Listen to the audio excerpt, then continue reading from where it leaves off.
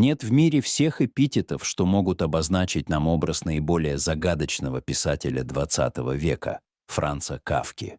Самый таинственный и обыденный, сложный и простой, смелый и робкий, страстный и холодный, одинокий и дружелюбный, закоренелый холостяк и жаждущий любви красивый мужчина. За столетия, прошедшее со дня смерти, популярность его произведений стала столь оглушительна и огромна, что имя Кафки обросло многочисленными легендами, а история жизни превратилась в бесконечную череду интерпретаций. Жизнь Кафки изучена чуть ли не поминутно, написаны тысячи диссертаций по его творчеству, изданы все письма, дневники и даже путевые заметки, и, кажется, сложно найти предмет для нового исследования или разговора. Но есть в мире кое-что, о чем стоит вести беседу бесконечно. Это любовь. Говорят, чтобы узнать мужчину, надо выяснить, каков он в любви к женщине. Кафку женщины любили, но мы поговорим о тех, кого любил он сам. Фелиция Бауэр или «Роман в письмах». 13 августа 1912 года в доме Макса Брода происходит знакомство Франца Кафки с будущей невестой, Фелицией Бауэр.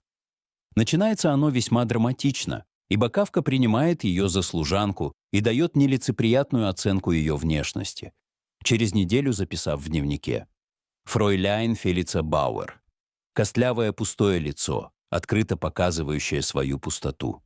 Непокрытая шея, накинутая кофта, почти сломанный нос, светлые, жестковатые, непривлекательные волосы, крепкий подбородок».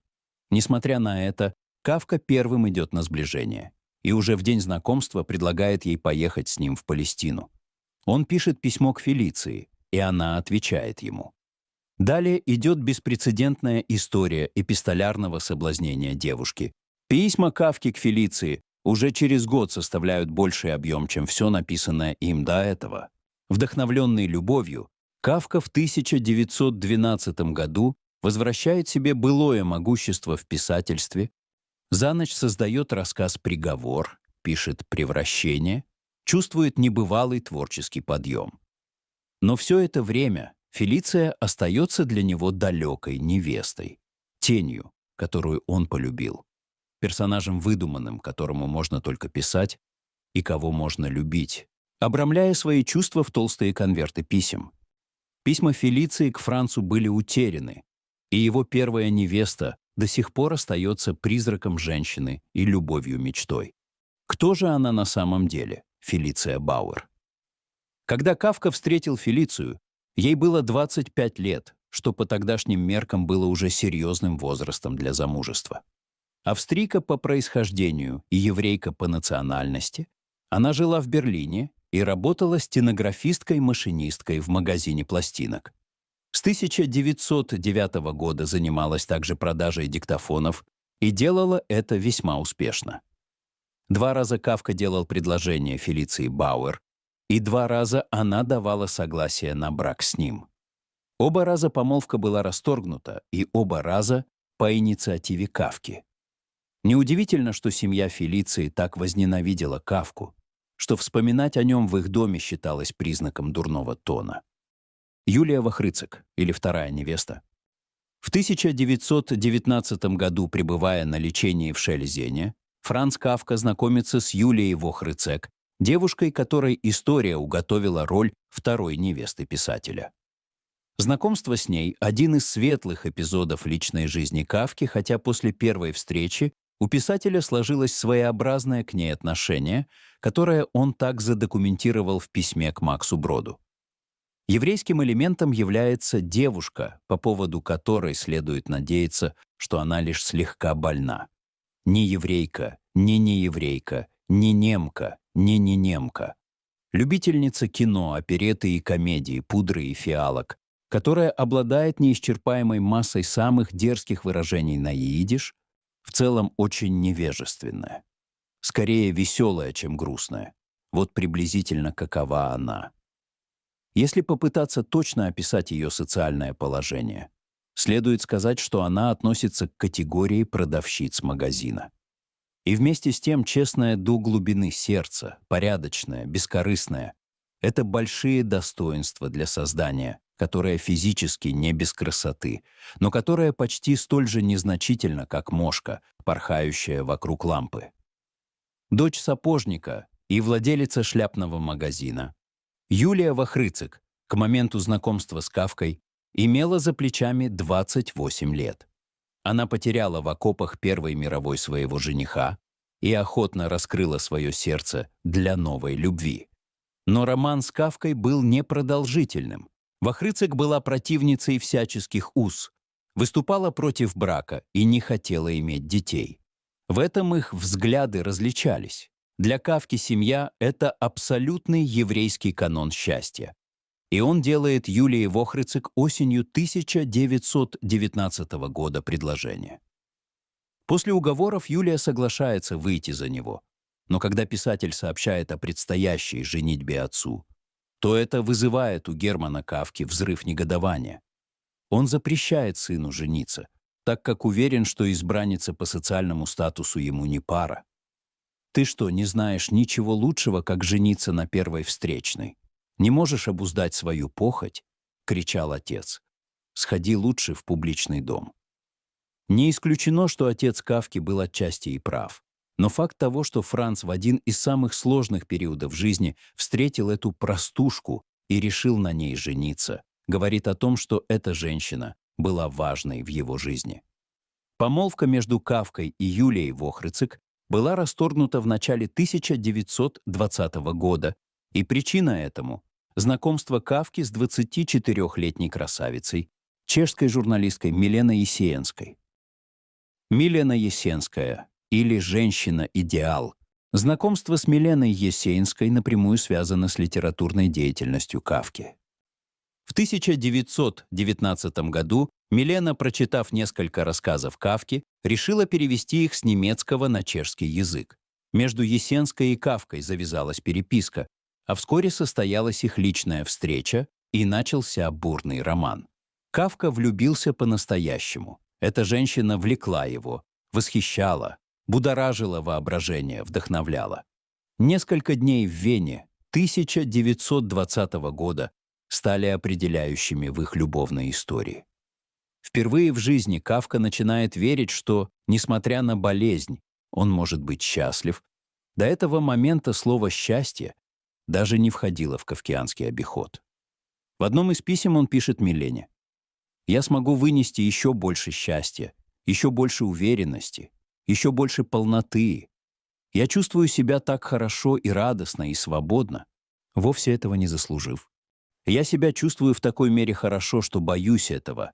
И если нынешние условия продлятся еще немного без особых потрясений, и я буду получать каждый день словечко от тебя, этого, безусловно, будет достаточно, чтобы сделать меня почти здоровым».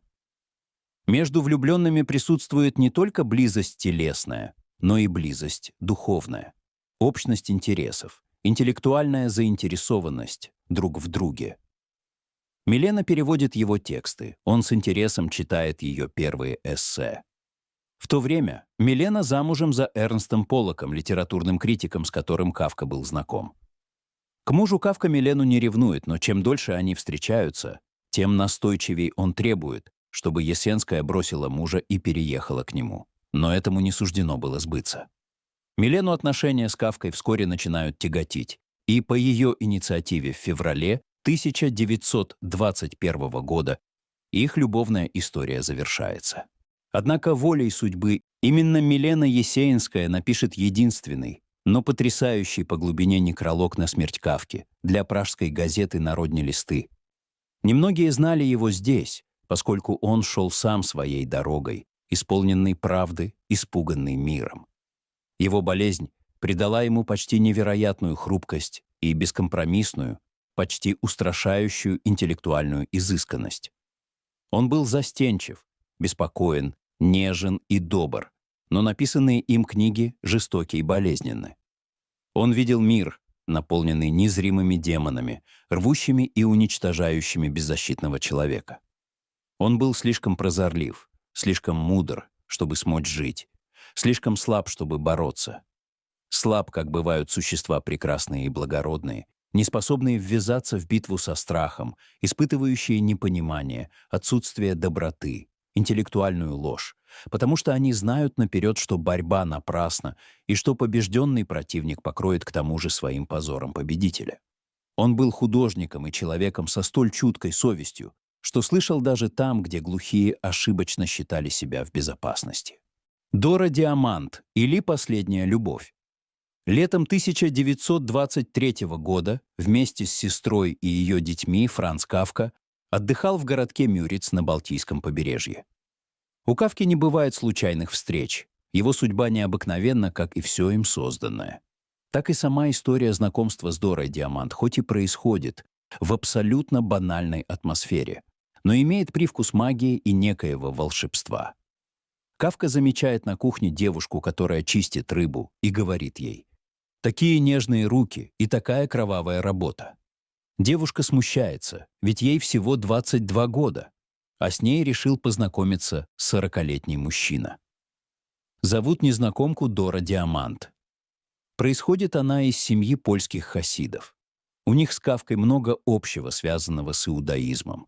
Любовь вспыхивает мгновенно. И вскоре Кафка и Дора не могут жить по отдельности.